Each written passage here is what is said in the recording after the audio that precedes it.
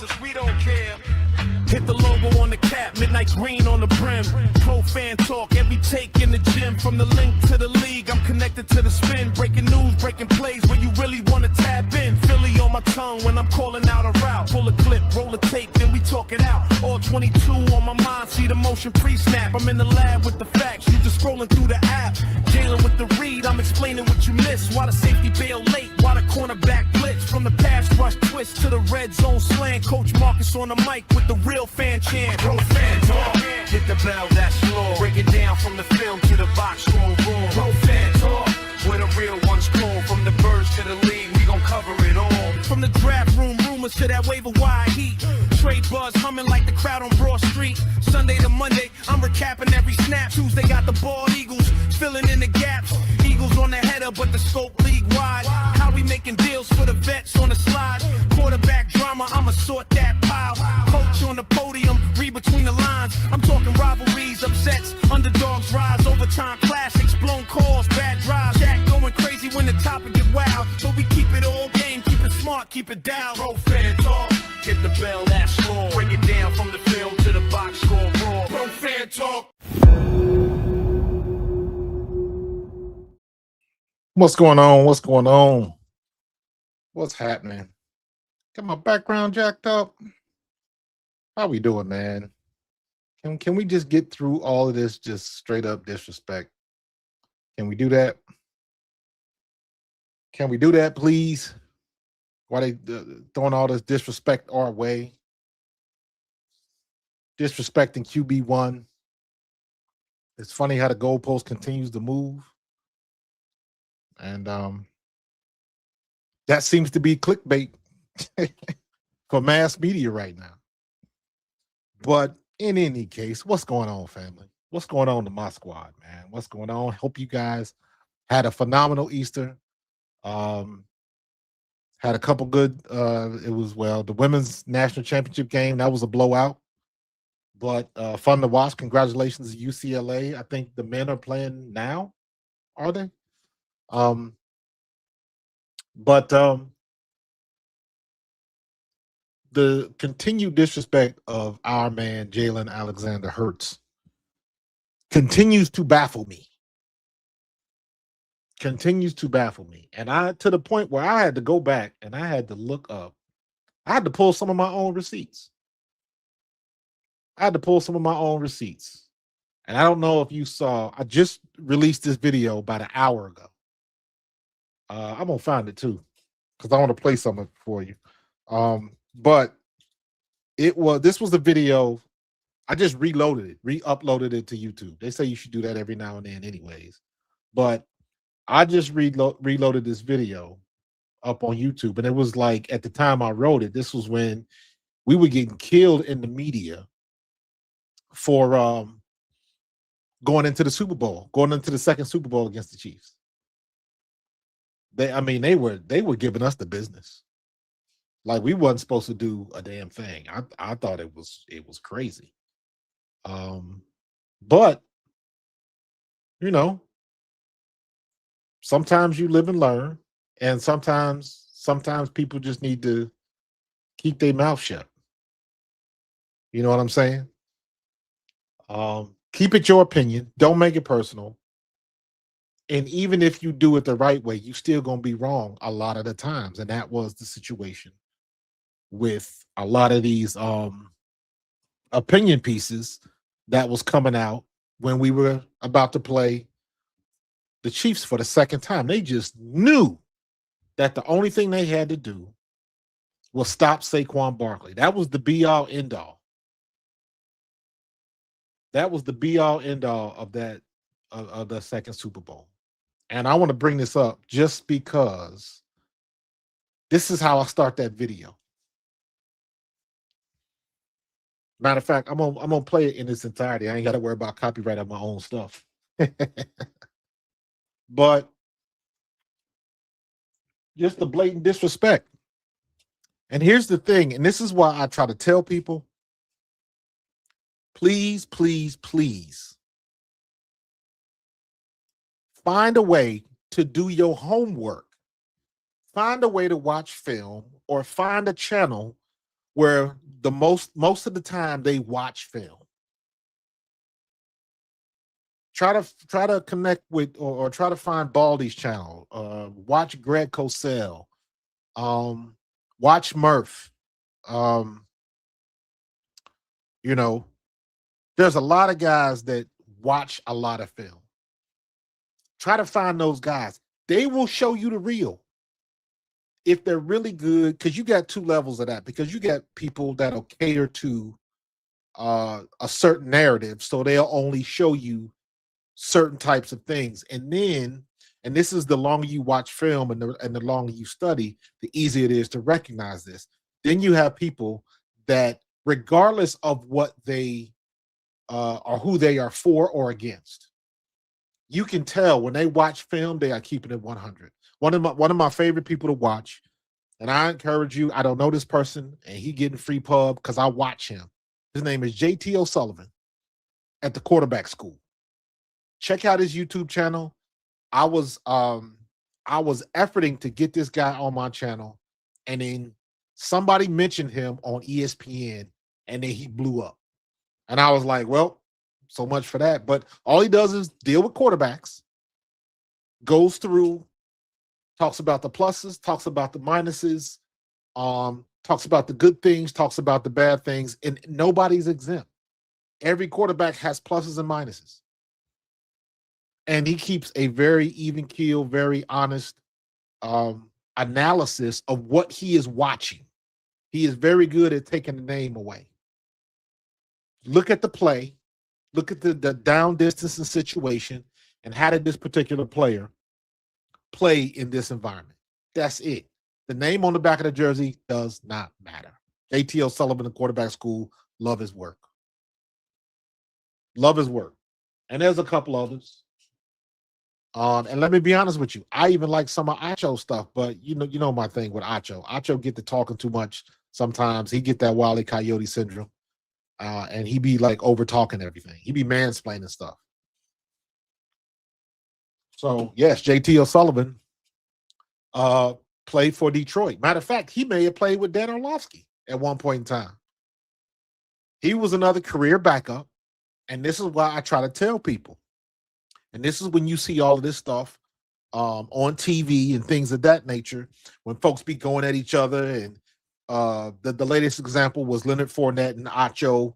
And Leonard Fournette was like, well, what was started trying to go into his career and whether his career had anything to do with his ability to give a hot take or his opinion. They are mutually exclusive. Your career accomplishments at the NFL level have nothing to do with your ability to break down, process film, and give your opinions and hot takes about what you see. And that's low-hanging fruit for people. I ain't listening to you. You ain't even play. I ain't listening to you. You lasted 4 years. I ain't listening to you. You never got past practice squad. That ain't got nothing to do with your ability to watch film and analyze it. Sometimes you didn't get a fair shake. Sometimes you just wasn't good enough. Sometimes somebody else knows somebody that you don't. There's a lot of nepotism and favoritism in the NFL. Do not get it twisted. There are plenty of people in the NFL who don't belong. They got there because they knew somebody that knew me. I know somebody that knows somebody. Happens all the time. Everybody in the NFL don't belong there. Do not get it twisted. Every year, every team comes out of camp. Somebody's gonna shake their heads like, I just knew old boy was gonna make the squad. And then got in camp and put it down. And now it's even harder because they cutting camp down. They want to add the games, but they cutting camp down so you don't get a true a lot of guys you're not gonna see. There's not enough time anymore. And it's a shame. I had like 6 weeks to show I belonged in the NFL. And then even when I got there, there's always somebody better. It's not even about watching your back. It's about putting your best effort on the field and hoping they don't fall in love with somebody else. Look at Carson Wentz. When I got cut, that's because they drafted Charlie Garner. What do you want me to say? Charlie Garner wasn't no good? Please. Charlie Garner was balling. And when you go back and look at it, yeah, it looks like they made the right decision. Don't mean I can't play. Don't mean I wish I would have gotten another opportunity somewhere else. Just didn't happen for me. But there's so many other things that go on, and people try to, like I said, they try to act like you don't know what you're talking about. So, but I want you to check this out. Check this out. I hope the sound comes through.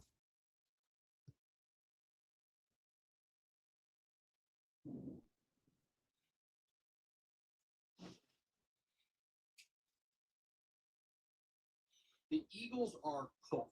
And I do think Jalen might have to, but can he if he does? Can he is a difference. Because we say right. Do you trust him to? Do I trust him to? No. I don't know if the Eagles can beat the Chiefs doing the same thing the Eagles did every game up until this point. If the Eagles try to do what they've done all season long, I don't think it'll be enough. Jalen is you just never know what you're going to get. When Jalen Hurts doesn't face pressure, he's a top 5 quarterback in the league. When he does, he's like 30. I think Mahomes would be so good that Hurts won't outplay him. What are the chances that Jalen Hurts outplays? This is the one right here. I think almost 0%. A Super Bowl team, I think even that statement might be overrated. I don't know that they're a playoff team. They have a bad defense. So much pressure. Milton Williams on Caliendo. And Patrick's trying to get. They're poorly coached, Sirianni excited as they should be. and their quarterback is becoming increasingly hard to trust. 1 foot in front of his numbers. Bolton, the closest guy in coverage. He's not keeping up with the speedster. You watch the game and you go back and you see the highlights. It's like he doesn't do anything crazy or special. And as long as Jalen Hurts doesn't mess it up too bad, they find ways to win.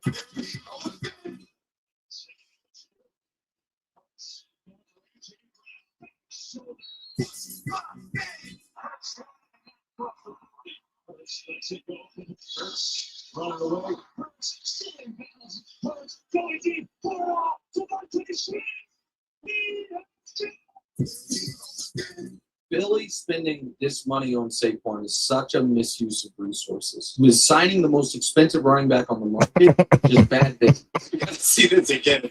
This kid is special, man. Just to do that. The only question I have about the Eagles and why I cannot put them on the Lions level is because of the quarterback. Lions. Because Daniel Jones will be able to do the same thing. I mean, he can do some of the things that Jalen Hurts. Yeah, maybe not as good a runner, but we know he's really close. Again, if you're going to ask me who I'd rather have as a passer, I'd rather have Daniel Jones.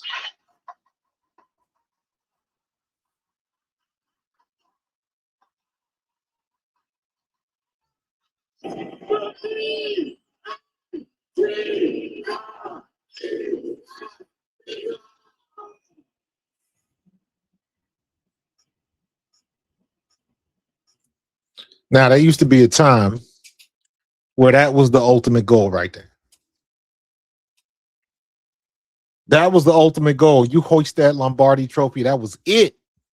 That was the highest of the high. And now it don't seem like that's the case anymore.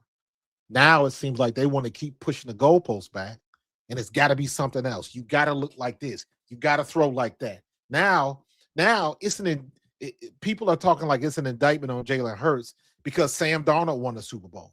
So now people want to say if Sam Darnold can win it, anybody can win it. No, the hell they can't. No, they can't. How many teams in the AFC are looking at the Patriots and it's like, man, we couldn't beat the damn Patriots. We should have destroyed them fools. But you didn't beat them when you had the chance. We say the same thing. Look at the way, man, if we would have been in the Super Bowl, we would have mollywopped the damn Patriots. But you know what? We didn't make it to the Super Bowl. We didn't get past San Francisco. So I guess my thing is, and I'm one of the guys, I try to keep it real. Jalen Hurts had his issues. Absolutely, he had his issues. So did a lot of other people. We had games where Devontae Smith was dropping balls. We had games where A.J. Brown was dropping balls. Dallas Goedert was dropping balls. We had, a couple games where Saquon fumbled. There was enough to go around. And I even understand it from the standpoint of the quarterback is going to get not enough credit and all of the blame. That's the way it goes when you are an NFL quarterback. It ain't fair, but it ain't supposed to be. It ain't never fair, at least for quarterbacks like Jalen Hurts. Let's keep it real. Why don't you go back and look at how many interceptions Brett Favre threw? He in the Hall of Fame with the quickness, right? So what? The question is, what is somebody looking at? What is somebody willing to overlook to speak positively on your boy? Whoever your boy is, whoever your favorite quarterback is, it's still people that's going to tell me Trevor Lawrence is still it.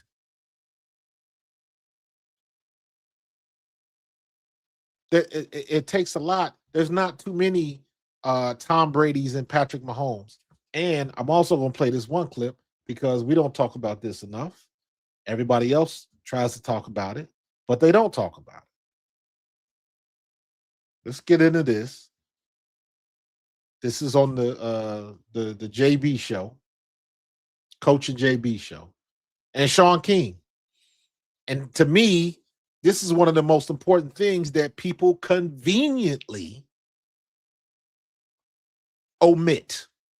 I'm not going to say they don't talk about it. I'm not going to say they don't think about it. I'm not going to say they don't know about it. They got selective amnesia when it comes to this.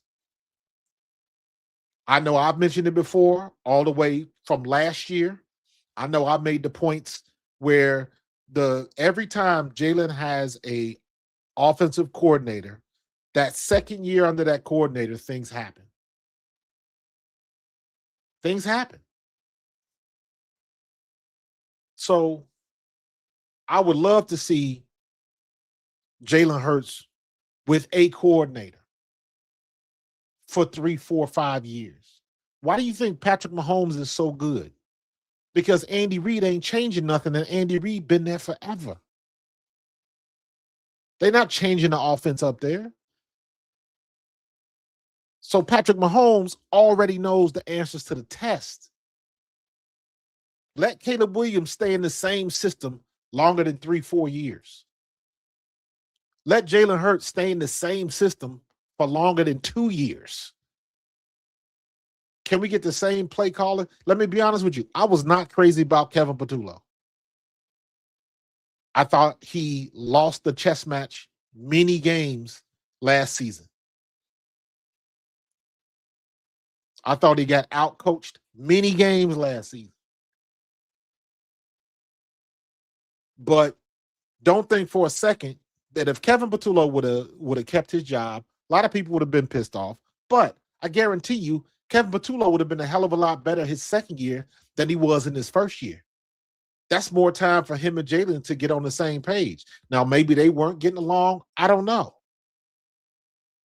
But you got to have the same voice. Everybody, the coaches and coordinators don't always get along. So maybe one day Jalen will get the same voice in his ear for longer than 2 years. And maybe we'll see his potential. Maybe we'll see how he can max out. Because the way it looks right now, the 2022 Super Bowl is the best we've ever seen him in the Super Bowl. He was better in the first Super Bowl than he was in the second one. The second one, he won. Technically, he should have 2 MVPs, Super Bowl MVPs. Because there was a case where you could have gave him the MVP in a loss. That's how good he was that first Super Bowl. With the fumble. And you had to go back and look at that game. And yeah, that fumble hurt us, but also The special teams is what's killed us that game. Special teams. They got that punt return that they took it all the way back to like the 18-yard line, and that killed us. So I'm saying all that to say, well, let me finish this one. And this, please take a listen to this. Because he was in college there. Since 2020, Jalen Hurts has had Doug Peterson as an OC, Shane Steichen as an OC, Ryan Johnson as an OC, Kellen Moore as an OC, Kevin Patullo as an OC, and now he's got a new OC again in Sean Manning. That is 1, 2, 3, 4, 5. Now on his 6th different OC since 2020. And here's why that matters. You're never an expert in a system in year one.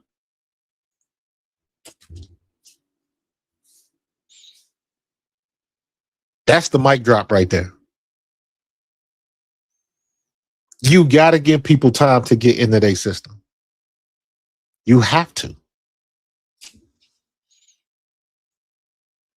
You're still figuring parts of that system out. You're still trying to master terminology, understand the thinking of the play call. He's never got into year 2 in the system. Let me read Shane Steichen, he did. For those on radio and those in the chat. Since 2020, we're in 2026 now. He's had Doug Peterson, then Shane Steichen, then Ryan Johnson, then Kellen Moore, then Kevin Patullo, and now he's got a new one again in Sean Manning. So I'm not a Jalen Hurts fan, but I'm saying it's damn difficult when you change your offenses every year. That's the key right there that people, I just don't. And I guess for me, and I'll say this for me, because I understand what he was saying, and I'm gonna try to go on a little bit further, and I want you to hear their reaction, which is why I'm saying what I'm saying right now. And this is one of the few times where I will pull out because I played at the highest level and other people didn't. There's not too many times where you can legitimately pull this card out. But I can pull that card out because I was in camp with the Philadelphia Eagles in 1993, before the iPads, before the digital videotapes, before the CD-ROMs, all of that stuff. When you had to physically bring the Super VHS, the Betamax tapes home with you, you had to check them out like a library if you wanted to study film, or you had to get your ass up and get to the stadium at 6 o'clock in the morning so you can get in the film room and watch everything on the projector. So before all of that, getting to camp a day late so I could finish my finals at EKU, and then get there and I get 70 plays laid on my desk, and then I get another packet of about 90 plays, and the coach just looks at me and says, "This is what you missed yesterday. The 70 plays, this is for today. Here's the 90 that you missed yesterday." What? I'm already nervous AF. I don't know what's going on.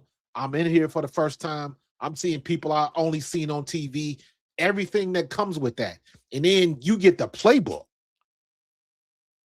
Now, mind you, that was in rookie camp. That's after the draft. They fly you up to Philly and you meet everybody. That was the rookie camp. So I'm getting stapled packets of paper with like 8 plays drawn on each side, front and back. Then when you report to real camp, that's when you get the 3-ring binder. And again, we didn't have the iPads. If you lost your binder, if you lost your playbook, that was 5 G's for you. But we had a 3-ring binder. We had to go through all of those plays. It wasn't like now, they give you an iPad now. So when they bring up a play, they show you the drawing. They show you video clips of that particular play versus every team in the league versus down and distance. The technology and the infrastructure that you have for this information is incredible. You got some players that'll program their playbook on Madden. And for some of them, that's how they learn. That's real. Whatever it takes. If I gotta plug in every play in Madden, and just by that repetition of doing that, I can learn the playbook, what you think they're gonna do? That is not an exaggeration. And the point I'm making is because I struggled to learn the playbook, and I'm looking at every play in camp. I'm looking at Randall. What the hell do I do, man? Like, God, dog, I get like the only way you can get that stuff is repetition, repetition, repetition. And then it changes. We got to tweak here because now we're playing against the Rams. Now we're playing against the Chicago Bears. Now we're playing against the Giants. Now we got to do something different against the Cowboys. So then when you think you got it, it changes. And to Sean King's point, the quarterback has got to know all of that. The quarterback's got to know every position. And it takes a while to learn that. Because for a quarterback, everything is changing because this is the play. But now, this is the play in man-to-man coverage. This is the play in zone. This is the play in cover 2. This is the play in quarters. This is the play with a hot blitz. This is the play with a cornerback blitz. This is the play when the safety comes up. This is the play when the middle linebacker drops back in Tampa 2. You got so many different things that have to happen, and the quarterback has to know everything. And every time you get a new offensive coordinator, I don't care if it's the same offense. Every time you get a new offensive coordinator, the language, the lingo, the meanings change. Is it Roger or Louie? Is it lefty, righty? Is it Lucky? Is it Rocky? What are you calling it? What's the right and left for the offensive line? What's the blitz pickup for the offensive line? Are they calling you hot? Are they calling you magma? Are they calling you lava? Do they give the hand signals? Is it stick, stick? Is it go? Is it sluggo? Is it a comeback? Is it a wheel route? They got acronyms and all of that shit changes. Just imagine as I land this plane, just imagine whatever it is that you do on your job, your everyday job. Just imagine, go back to the first day you were at that job. Somebody had to show you the ropes. Somebody had to show you what you needed to do, even if you were already experienced. But now you at a new place. If you brand new on the job, they got somebody to walk you through it. Now just imagine after that first day, when you come back in day 2, now they got somebody that tells you a whole different system. And now everything that you learned yesterday, you got to change because now we're doing it different. Because we got a new boss in here. You got a new supervisor, and they want to do it this way. The company gets bought out, so now you got new bosses, and they want to do it this way. And you got to relearn and adjust. And I'm telling you,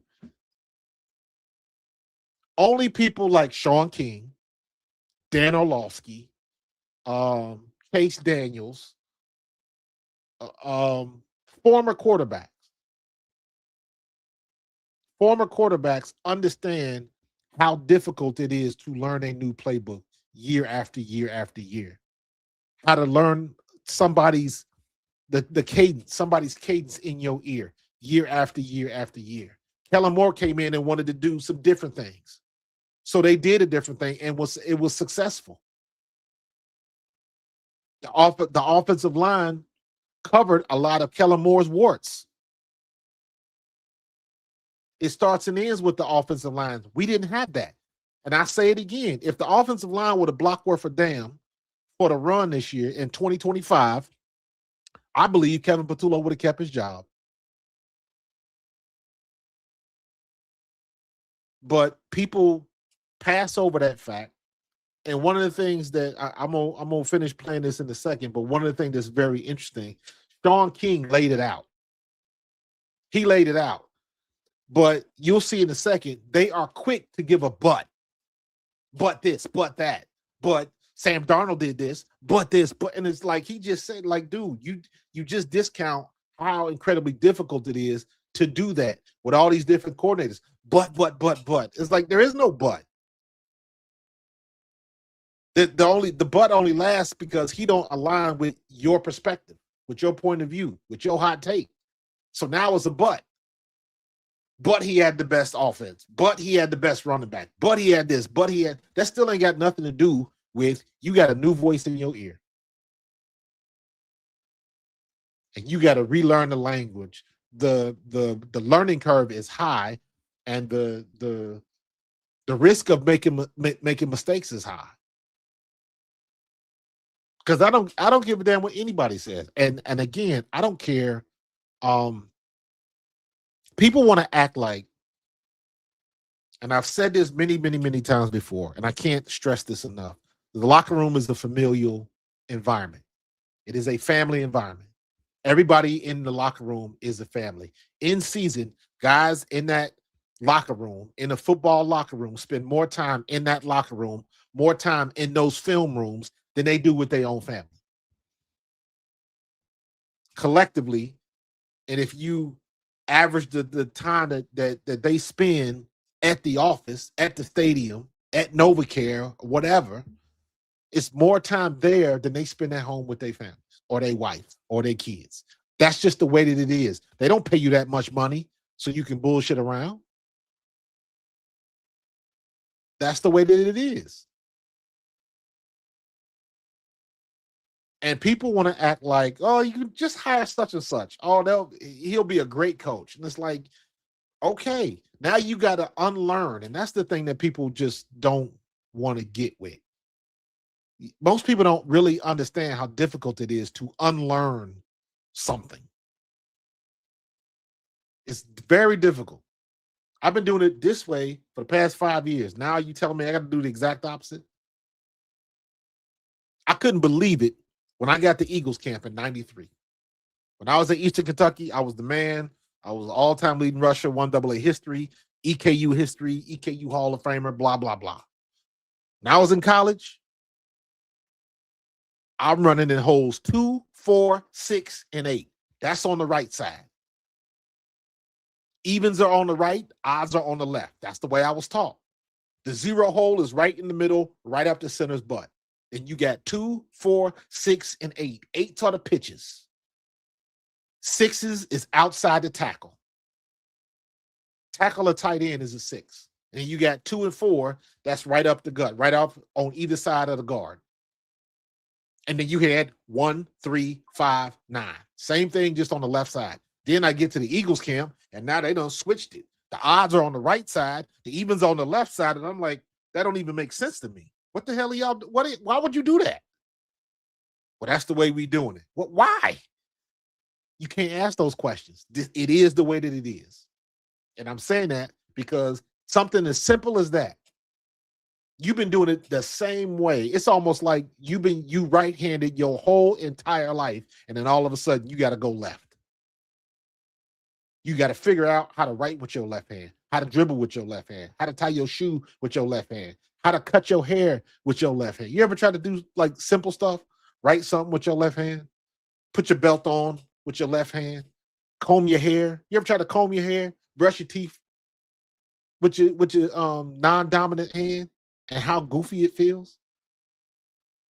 That's what these quarterbacks got to do whenever they got to learn a new offense. They got to strip down everything that they've been learning for whoever knows how long, and then they got to learn something new.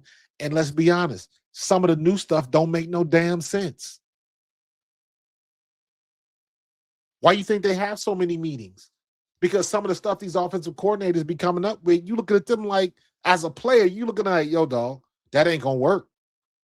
That's why you had in meetings. Yo, we going up against Aaron Donald. We can take this shit out right here. This ain't going to work. This ain't no way our guard is going to pull and get to Aaron Donald before he's 3 yards in the backfield. That's not going to work. Ain't no way we going to try to get Granderson to block that wide 9 technique. This dude is going to the Pro Bowl this year. That's not going to work. It ain't always hugs and kisses in the meeting room. That's where you got to hash some shit out, and that's where you really got to be honest.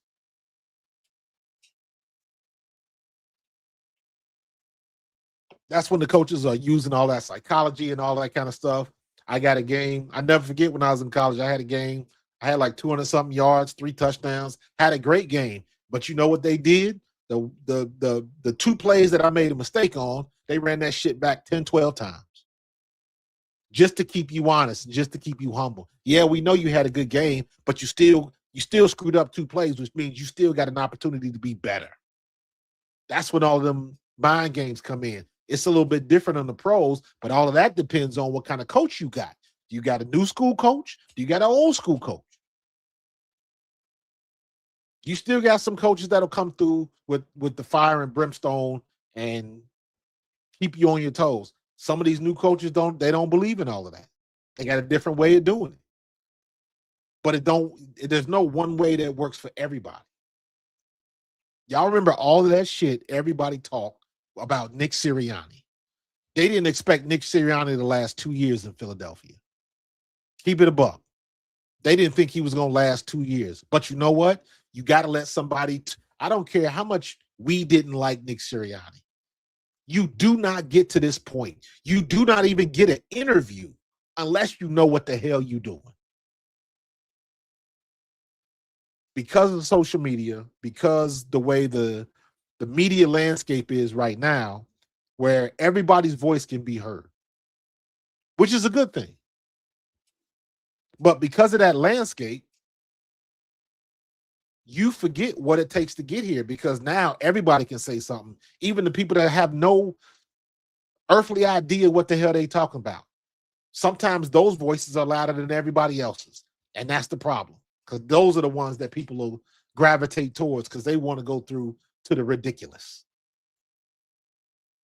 They want to just look at stuff, not watch film, and just take everything at face value. I don't care if A.J. Brown and Jalen Hurts aren't getting along. That's not in the job description.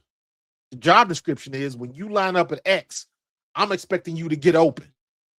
The job description is when you do your 5 or 7-step drop and AJ is open, I'm expecting you to get the ball. Y'all ain't got to be friends. There was plenty of great duos in the NFL, and they weren't friends.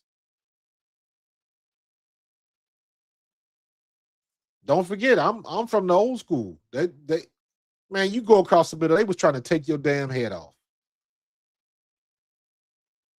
Now everybody buddies and exchange jerseys and all that kind of stuff. That's all great, but when you on the field, nah, man, it's blood and guts, bro. You come across that middle if you want to. I mentioned something on my Twitter page after the Jeff McClain story came out, and I sent something to Seth Joyner, because Seth was Randall was the captain on offense. Seth was the captain on defense. Seth and Byron Evans and Eric Allen. But I remember I posted a message to Seth, and I was just like, big bro, what would have happened if we would have found a snitch in our locker room that was leaking information to the fucking press? What? It was a different time, man. We didn't worry about shit like that because we found a way to hash it out right there. And guess what? Everybody in that locker room didn't like each other. You think everybody liked Randall? There was people in that locker room that didn't like Randall because Randall was too big. Randall was corny. All of that stuff. Because he didn't go out. He didn't go club and didn't go strip club. No baby mamas. Randall wasn't about that life. Randall was straight up dude in the church. Then he met Felicity and did his thing, got married quick. Some people don't like that. Some people don't like the dudes that go on the straight and narrow. So that's the low-hanging fruit. But my point is that you don't have to get along to be going in the same direction. I ain't got to agree with what you do. I learned very quickly where my place was. I've told this story before. The veteran that I connected with right off the bat, me and him are extremely close to this day. He was the best man in my wedding, William Thomas. You know why? We like golf, we like video games, and we was like nerdy dudes for the most part. We didn't go clubbing too much, didn't do the strip club thing, didn't do the nightclub thing too much. We knew it. You dibbled and dabbled, and yeah, we'll meet you at the club if the team's going to be stuff like that. But for the most part, I'm not going to the strip club and giving somebody, giving some waitress my credit card. No. But I've been with people that do that. They walk in and they just put the card on. Are you crazy? Nah, not about that life. And that's okay. Because you knew who in the locker room, you knew the people that you would hang with, and you knew the people who wouldn't. You knew the people to go to if you was trying to put stuff up your nose. You knew the people who to go to if you want a little bit something extra in that needle. You knew that stuff. So you either steer clear or like you knew how to navigate. It's a family dynamic, and you ain't got to be friends. You not friends with all your family. You got cousins you don't like. You got people you only see when there's something going on at grandmama's house. You can't stand that cousin. That person always asking for money. Don't ever pay it back. This person is always borrowing your tools. Don't ever give them back. All of that type of stuff. Everybody got that type of people, got those type of people in their family. It is no different in the NFL locker room. Everybody's personality does not mesh. And that's okay. We don't have to mesh. The only thing we have to do is be looking in the same direction. That's all we got to do.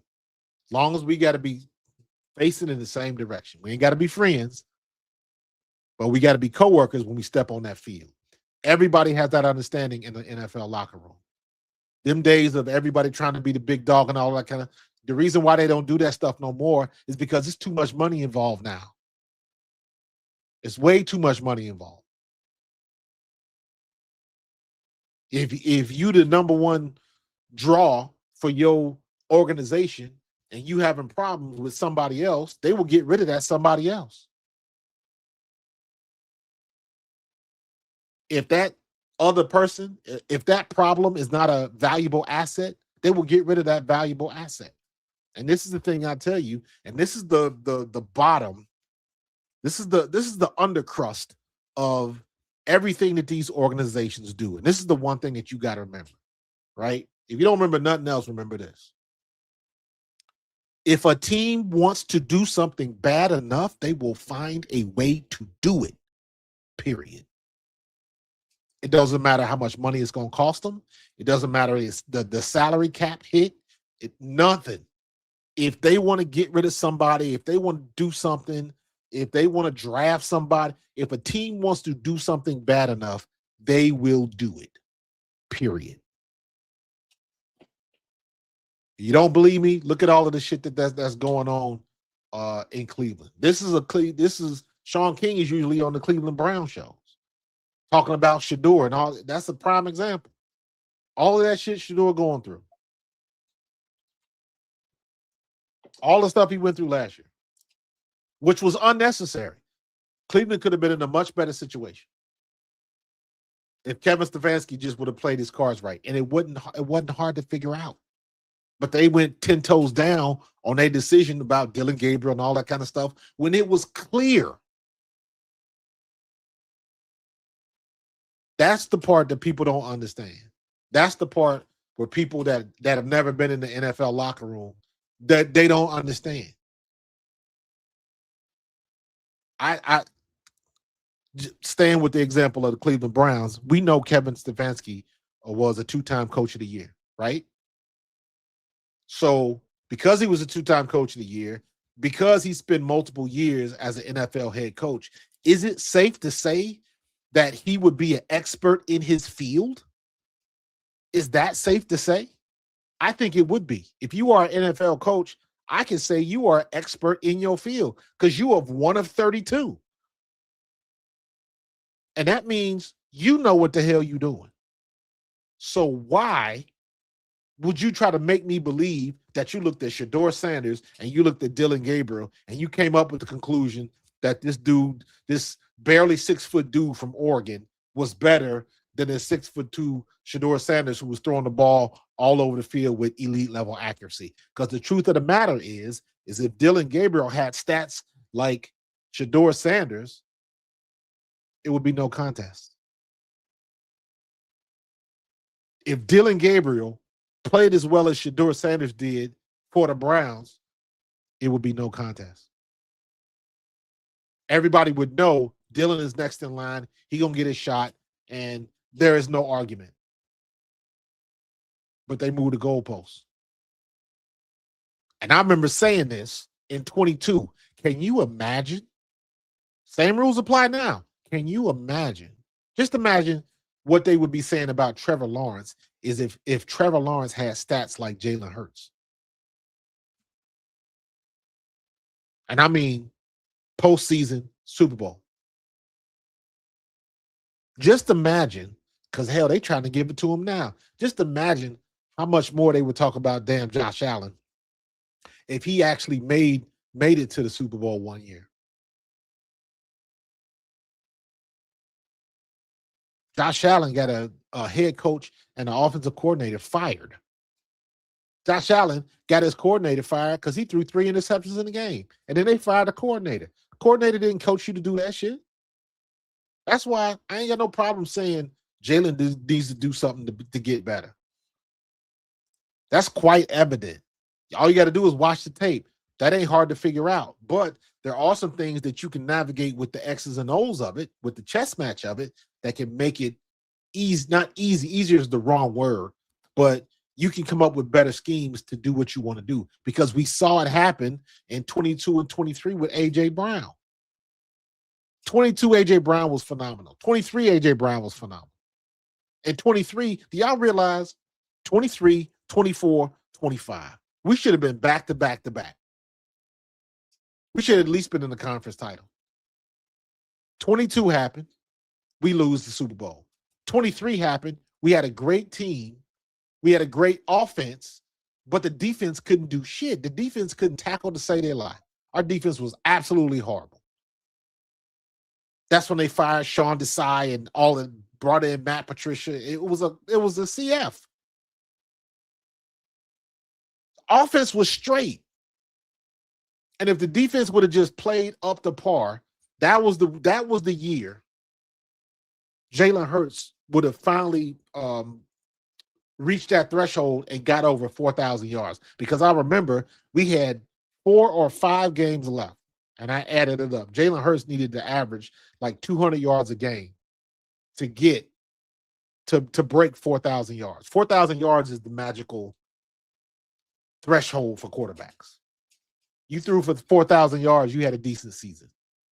You had a good season. I think he ended up with 3,900 something. 38, 39, whatever it was. But we had like 4 games left. And it was like, bro, you need 200 yards a game. You got to average 200 yards a game. Can you do it? And we couldn't do it. We couldn't do it. Defense couldn't get off the field. And we just constantly got put in the bind. And then they had that crazy game at Seattle that just, it was horrible. We couldn't put it together. Then 24 happens. Then 25, the same thing like 23, except it flips. It's the offense's problem. And the defense was balling. The offense couldn't figure out how to get it together.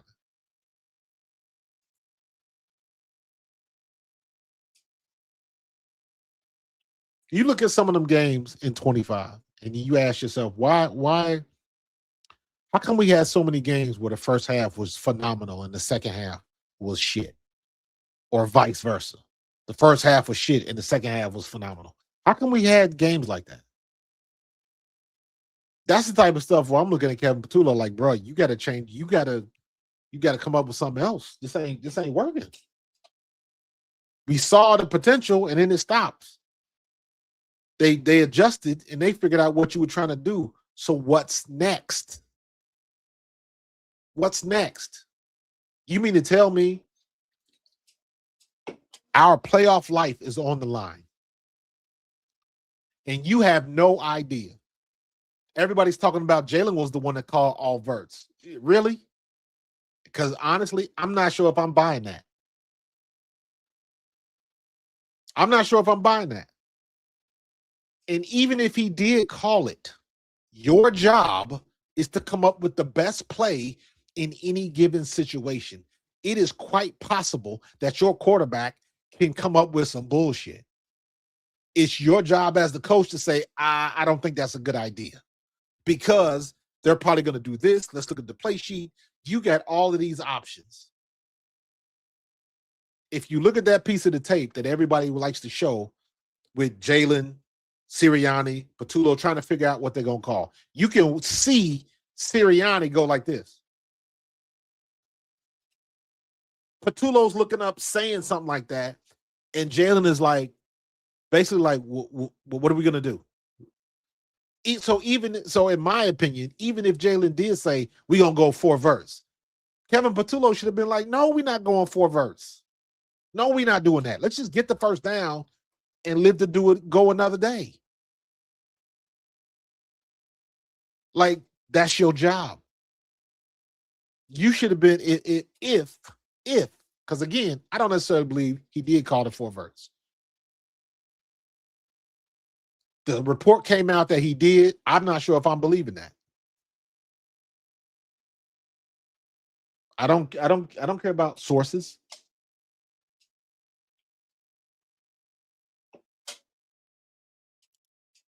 But your job as the offensive coordinator is you were supposed to be able to give the best advice. What's up, Mike? I appreciate you, bro.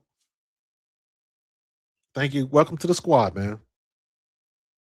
Your job is to supersede anything like that. You're supposed to be the know-it-all. You're supposed to be the Wile E. Coyote super genius on the sideline, and you got all the answers to the test. Because you can see, what defense they're gonna be in. You should know what's best for that particular situation. It shouldn't be your quarterback guessing.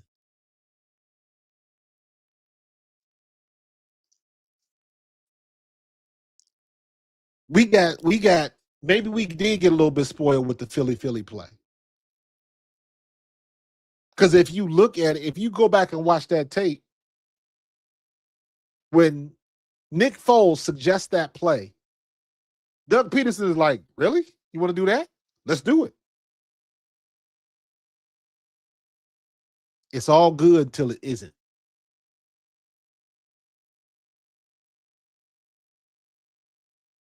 If the receiver slips, if Nick Foles slips for whatever reason and drops the ball, anything like that, it's a different conversation. Very different conversation. So you got to trust that the dudes on the sideline with the hats on, the coaches, know what's going on. And in that situation, again, I think we lost the chess match. That's the best you could come up with. And again, let's say it was Jalen Hurts that called 4 verts. I need to know that my offensive coordinator got enough confidence to override him and say, that's a dumbass idea.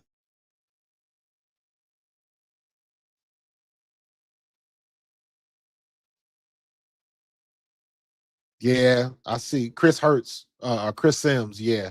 He does hate Jalen Hurts. He always got something bad to say. But, and guess what? His show done got immensely popular because of it.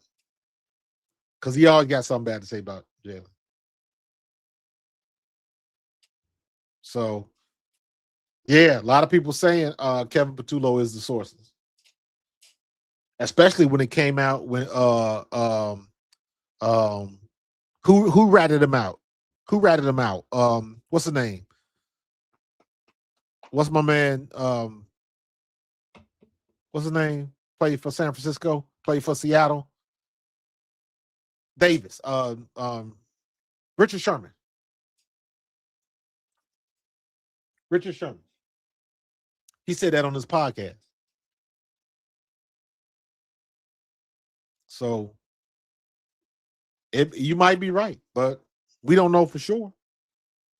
But I know what? I know we were getting out coached in a lot of those games. And it sucked. It hurt us big time. Hurt us big time. So I don't necessarily think it's Sirianni. I believe it's probably Kevin Patullo bitching and moaning to somebody. But isn't it funny how every time they talk to sources, it's always a source that is close to the situation? Well, you got so many different situations. How can you have somebody that's close to all of them? And again, I go back to what I said when I reached out to Seth on Twitter. I was like, bro, can you imagine if we found a snitch in the locker room?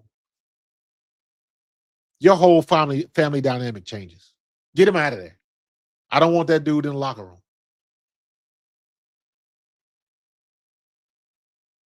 It's a different time, man.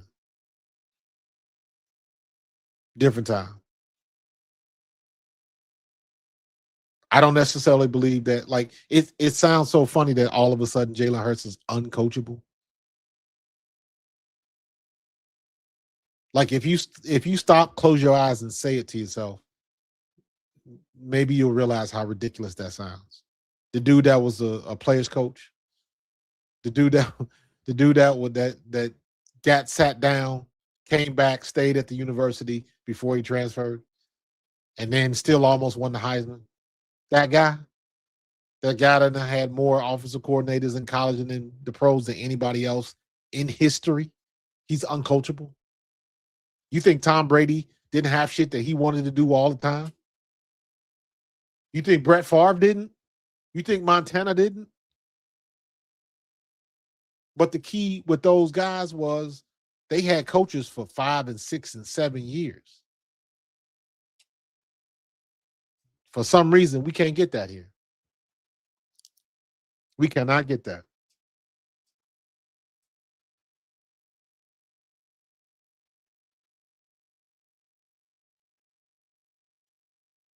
Nick Saban loves it. Yeah, Nick Saban does, but Nick Saban is a fossil now. Nick Saban is part of the old guard. You got pre-NIL and post-NIL. Saban is pre-NIL. When he could still, LSU and Alabama could still buy teams. They can still do that. Go back. I'm gonna go back a ways on you. Go back and watch Spike Lee's movie. He Got Game. Denzel Washington plays a ex-con father. His son is the #1 basketball recruit in the country, Jesus Shuttleworth. And a school gets him out of jail for the specific fact trying to get his son to go to their alma mater or their booster school or whatever. But my point is, watch the movie and there's a particular sequence that goes through and it kind of goes. There's different situations when he visits different schools. The things that go on the visits that would make somebody want to come or not come is not out of the ordinary. That is not false.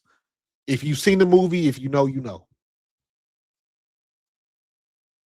If you've seen the movie, Dominique, you know what I'm talking about.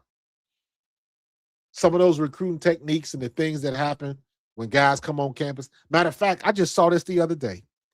And it just kind of proves that point. Asia Wilson. I just saw an interview with Asia Wilson. She was talking about her experience with Dawn Staley at South Carolina. And she was telling the story of how she almost didn't go to South Carolina because she went to visit some other school. And the first thing she said was, man, when I got on that campus and I saw all them good looking boys, I just knew this is where I was coming. That shit is real. So when I say you can buy recruits, and why do you think recruits want to go to this school or that school? Come on, man. I ain't got to spell it out for you. Some of that shit is real. But yeah, He Got Game. It's definitely a classic. Definitely a classic.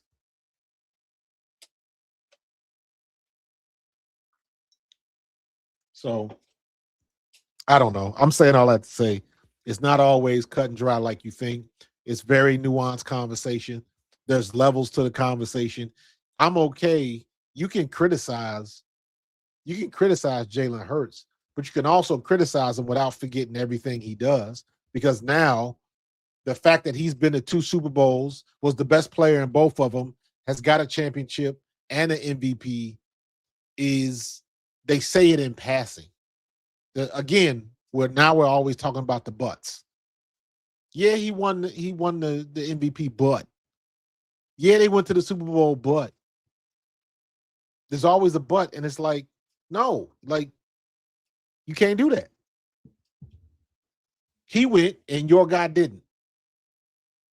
There's a reason why your guy didn't. So stop trying to hate on him. You know, it is what it is. You want to know something funny? Jalen Hurts has the exact same number of Super Bowls as Brett Favre.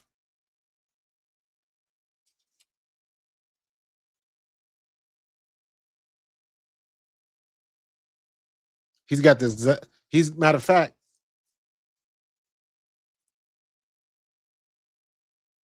how many Super Bowls did Brett Favre go to? Jalen's been to 2, but he can't throw. He can't read defenses. He can't throw across the middle. All of that stuff. He's been to 2 and was an MVP in 1.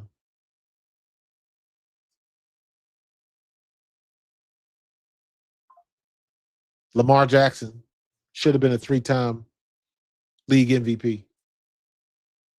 Josh Allen shouldn't have won it last year.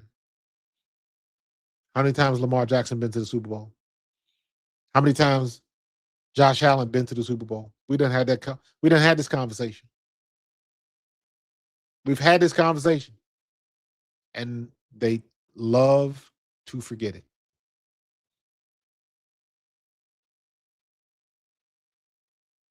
They love to forget it. So, yep, Desmond Howard was. I remember that. Yep, you're right.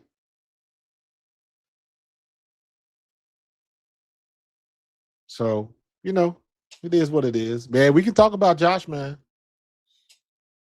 You know, Josh is Josh is a talent, man, but like people forget, and I guess you wouldn't pay attention if you're not in Buffalo, but people forget that Josh Allen, they were trying to run Josh Allen. They thought Josh Allen was a bust his second year.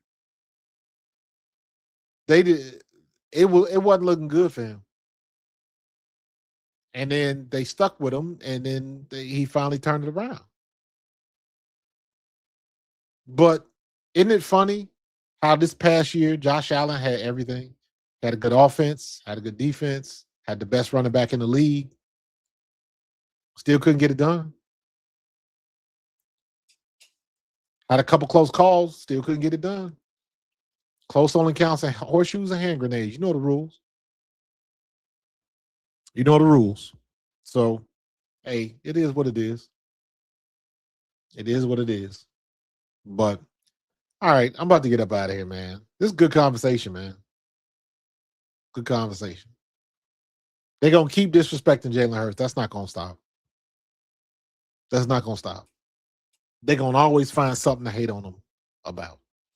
You can criticize them, but keep it on the field. I don't care how we get it done. Let's just get it done. That was Jalen's motto, and people couldn't stand it.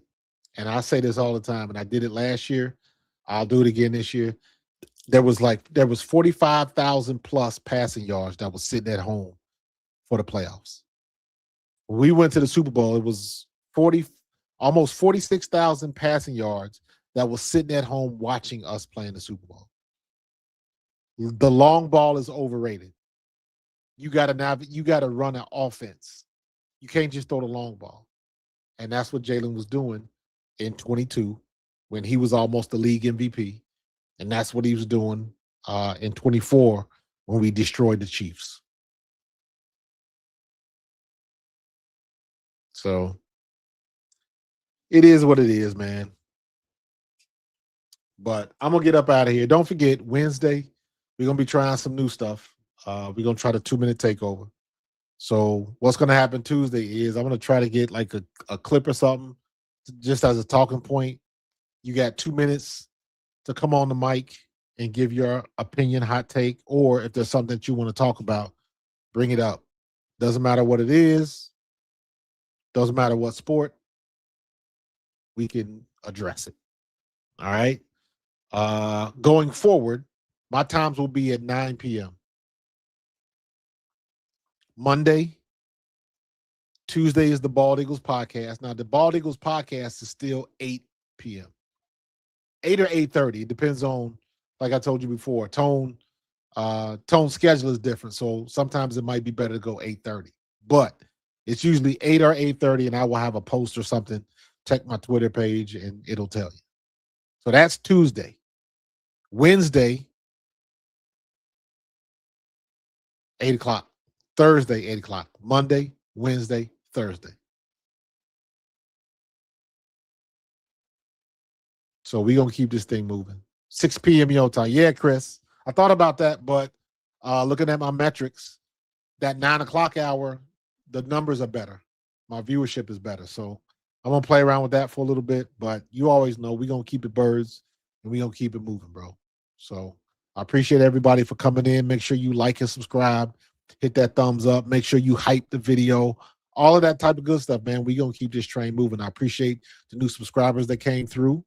Thank you for rocking with me. And don't forget, come back tomorrow, 8 or 8:30. Schedule it for 8. Tomorrow, me and Tone, the Bald Eagles podcast. We're going to talk about this some more. We're going to talk about the Max Crosby stuff. Those rumors are picking up again.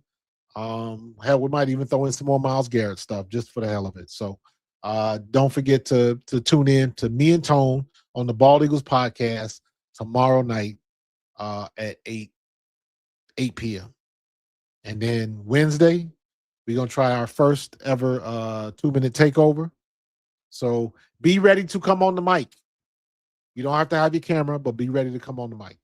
That is the purpose of the Wednesdays. And then Thursday, we're going to be doing the same thing as usual. I'm laying off of Fridays because Friday I want to take some time to really get my graphics. I had some graphic ideas that I wanted to flesh out today, but I was like, I already made the post, so we're going to go live with it. So, but you know me. I'm going to keep it spicy and keep it moving. So, yeah, I will see you guys tomorrow with the Bald Eagles podcast, or I will catch you on Wednesday for the 2-minute takeover, man. So we're going to get it done. So y'all have a good night, and I will holler at y'all later. And as usual, go Birds. Mic check. No one likes us, we don't care. Hit the logo on the cap, midnight green on the brim. Pro fan talk, every take in the gym. From the link to the league, I'm connected to the spin. Breaking news, breaking plays where you really want to tap in. Philly on my tongue when I'm calling out a route. Pull a clip, roll a tape, then we talk it out. All 22 on my mind, see the motion pre-snap. I'm in the lab with the facts, you just scrolling through the app. Jalen with the read, I'm explaining what you missed. Why the safety bail late, why the cornerback blitz. From the pass rush twist to the red zone slant. Coach Marcus on the mic with the real fan chant. Pro fan talk, hit the bell, that's law. Break it down from the film to the box score room. Pro fan talk, where the real ones call. From the birds to the league, we gon' cover it all. From the draft room rumors to that waiver wire heat. Trade buzz humming like the crowd on Broad Street. Sunday to Monday, I'm recapping every snap. Tuesday got the Bald Eagles filling in the gaps. Eagles on the header, but the scope league wide. How we making deals for the vets on the slide? Quarterback drama, I'ma sort that pile. Coach on the podium, read between the lines. I'm talking rivalries, upsets, underdogs rise, overtime classics, blown calls, bad drives. Jack going crazy when the topic get wild. So we keep it all game, keep it smart, keep it down. Pro fan talk, hit the bell, that's law. Break it down from the film to the box score raw. Pro fan talk.